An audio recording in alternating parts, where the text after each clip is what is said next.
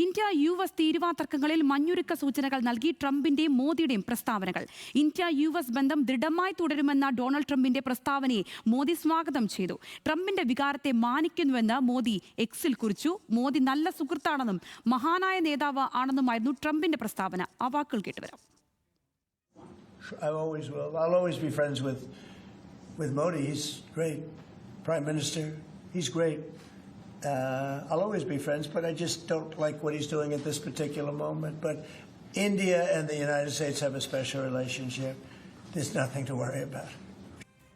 വിവരങ്ങളുമായി അനുപമ ശ്രീദേവി ചേരുകയാണ്. അനുപമ, ഒരു സമയം നമുക്ക് തോന്നും അതൊരു ശക്തി കച്ചേരിയുടെ ഭാഗമൊക്കെ ആകുന്നു, ട്രംപിനെതിരെയുള്ള കാര്യങ്ങൾ വരുന്നു, അങ്ങനെ ഒരു ഘട്ടത്തിൽ തോന്നുകയും മറ്റൊരു ഘട്ടത്തിൽ ഇപ്പോൾ രണ്ടുപേരും അനുകൂലമായ സ്വാഗതാർഹമായ പല നിലപാടുകൾ സ്വീകരിക്കുകയും ചെയ്യുന്നു. എന്താണ് ഇവർ പറഞ്ഞു വെക്കുന്ന കാര്യങ്ങൾ? സംഗീത, ഇപ്പോൾ നമ്മളിപ്പോൾ കേട്ട ട്രംപിന്റെ വാക്കുകൾ തന്നെ പരിശോധിച്ചാൽ തന്നെ അറിയാം, വ്യക്തമായിട്ടുള്ളൊരു നിലപാട് മാറ്റൽ അല്ലെങ്കിൽ കഴിഞ്ഞ ദിവസങ്ങളിലെല്ലാം പ്രയോഗിച്ച ഭാഷയിലെ സമ്മർദ്ദത്തിൽ നിന്നുള്ള ഒരു വ്യക്തമായിട്ടുള്ള അയവ് ഇപ്പോൾ നമ്മളിപ്പോൾ കേട്ട ട്രംപിന്റെ വാക്കുകളിൽ നിന്ന് വ്യക്തമാണ്. സംഗീത പറഞ്ഞതുപോലെ തന്നെ പ്രധാനമന്ത്രി നരേന്ദ്രമോദിയെ പുകഴ്ത്തിക്കൊണ്ടുള്ള ഇന്ത്യയും US തമ്മിലുള്ള ബന്ധത്തിന്റെ പ്രാധാന്യം എടുത്തു പറഞ്ഞുകൊണ്ടുള്ള ഒരു പ്രസ്താവനയാണ് ഇന്ന് ട്രംപിന്റെ ഭാഗത്തു നിന്നുണ്ടായിട്ടുള്ളത്.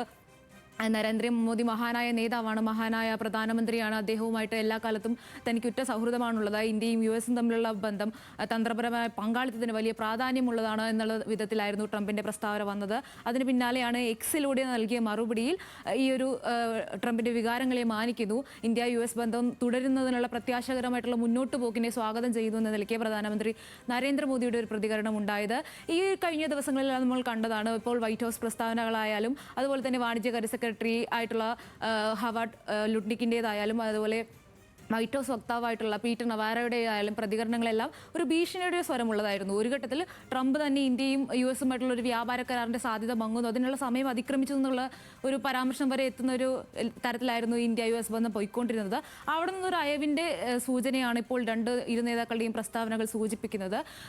ഈ കഴിഞ്ഞ ഒരു 3 മാസമായിട്ട് ട്രംപ് ഇന്ത്യ ഉൾപ്പെടെയുള്ള രാജ്യങ്ങൾക്കെതിരെ താരിഫ് പ്രഖ്യാപിച്ചത് മുതൽ ഏകദേശം 3 മാസമായി നിൽക്കുന്ന ഒരു അനിശ്ചിതത്വത്തിന് പരിഹാരമാകുമെന്ന ചോദ്യമാണ് ഇതോടെ ഉയരുന്നത്.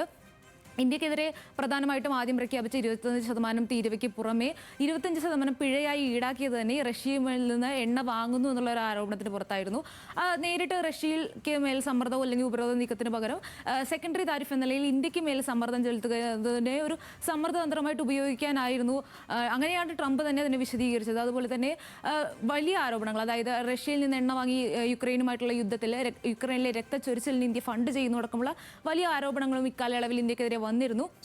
അപ്പോൾ ആ സമയത്ത് ഇന്ത്യ പ്രതിരോധം തീർത്തതാണ്. ഇപ്പോൾ സംഗീത പറഞ്ഞതുപോലെ തന്നെ CEO ഉച്ചകോടി വേദിയിൽ ചൈനയുമായും റഷ്യയുമായും കൈകോർത്തുകൊണ്ട് അതേസമയം ഈ റഷ്യയുമായിട്ടുള്ള വ്യാപാര ബന്ധം രാജ്യ താല്പര്യം അനുസരിച്ച് തുടരുമെന്നുള്ള ഒരു നിലപാടെടുക്കുകയായിരുന്നു. ഏകദേശം ഈ സാഹചര്യങ്ങളെല്ലാം തന്നെ ഈ ഒരു സമ്മർദ്ദത്തിൽ നിന്ന് സൗഹൃദത്തിന്റെ ഭാഷയിലേക്ക് ട്രംപ് എത്തുന്നതിനെ സ്വാധീനിച്ചിരിക്കാം എന്നാണ് വിശകലന വിദഗ്ധർ കരുതുന്നത്. എന്തായാലും ഇപ്പോഴുള്ള ഈ സൗഹൃദ ഭാഷ തുടരുമോ എന്ന് വെച്ചാൽ നമുക്ക് ട്രംപിന്റെ രീതികൾ അറിയാവുന്നതാണ്. എപ്പോൾ വേണമെങ്കിലും മാറാവുന്ന തരത്തിലുള്ള ഒരു രീതിയാണ് അദ്ദേഹത്തിനുള്ളത്. അതുകൊണ്ട് തന്നെ അതാണ് അനുപമ മനസ്സിലാകുന്നത്. കാരണം ഇക്കാര്യത്തിൽ ട്രംപ് എടുക്കുന്ന നിലപാടുകൾ അത് എത്രത്തോളം തന്ത്രപരമായിട്ടുള്ള പല കാര്യങ്ങളും എടുക്കുന്നയാളാണ് ട്രംപ്. അത് ഒറ്റയടിക്ക് വിശ്വസിക്കാൻ കഴിയുമോ എന്നുള്ളത് തന്നെയാണ് അവിടെ അവശേഷിക്കുന്ന ചോദ്യം. അനുപമ ശ്രീദേവിയാണ് വിശദമായ വിവരങ്ങൾ പങ്കുവച്ചത്.